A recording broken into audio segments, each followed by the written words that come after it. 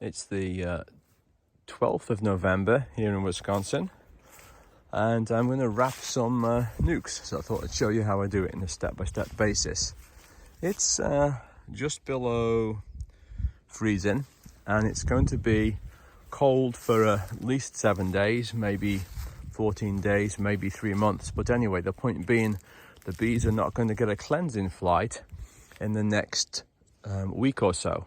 And that's important because before I put these Nucs in groups of 4, they were scattered around the bee yard where they'd been growing since they were brought here. So now that it's going to be cold for longer than a week, I can pick them up and move them and know that I won't lose bees because they won't be flying and returning to their original site. And after a week, when they come out, they reorient themselves, so they'll all be used to where they are if we get a cleansing flight day. But step by step, I'll show you what I do. I bring to the bee yard some 6-inch string wrap, which I get from a local farm store. This Reflectix or double bubble, cut to size. I'll show you that in a minute. A couple of pieces of 2-inch styrofoam to go on the outside. A knife and some corks, a wooden outer cover to overlap the top, and a level. So let's go starting by step by step. So first thing, you'll see I've got these four Nucs side by side, and they, because of the imperfections in joinery, nothing is flat. Perhaps the bend in the 4x4 post they're sitting on, which is about knee height.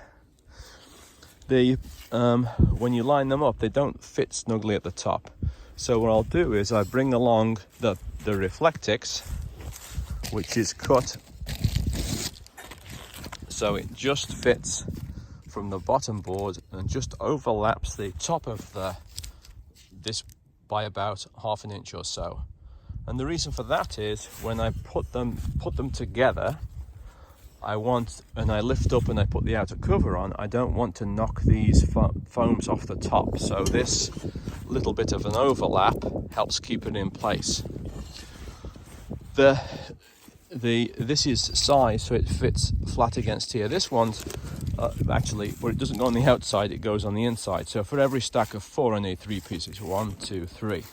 And even then, because of imperfections in joinery, sometimes it still doesn't fit quite as tight as you want it to. The main thing, in my opinion, is that by springtime, when the bees will all hopefully be in the top box, you want the heat shared up there. So what I'll do is, if this one was a little bit tipped away, I just chocked just this edge to tip it that way, so this now fits tighter here. And then this one didn't fit quite right because of imperfection, so I put a little bit of cardboard in to stop in addition to the double bubble, to stop the wind blowing through. This one fits pretty good at the top, so didn't have to do much to that. Now the top itself, this wooden cover is going to overlap directly on top of here. And because of all those imperfections, I worry, because I worry about everything, when I move it on the top, will this be floating around, or will it fit square? So if I look across the top and I find there's an imperfection in height, I'll put a piece of cardboard on so that when I put the cover on the top, at least it'll push it down a little bit. And the same on this one, which was also, as you can see, a little bit lower down for whatever reason. So once I've got that done, next thing I do is just simply come along and pick up a wooden outer cover and put the wooden outer cover over the top. And all it does is this is 1 by 4, which actually I think from the wooden sizes is 1 by 3 1/4 or so.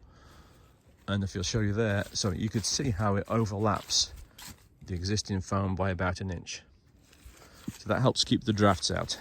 Then the next thing I do is I take my 2 foams and put the foam on the top, on the edge, the foam on that edge, and to hold it while I'm wrapping it, I'll just chock it up and just have it just pushing against it with a bit of whatever, a bit of wood, bit of tile or something. And then I'll wrap about 3 or 4 wraps of shrink film around the thing.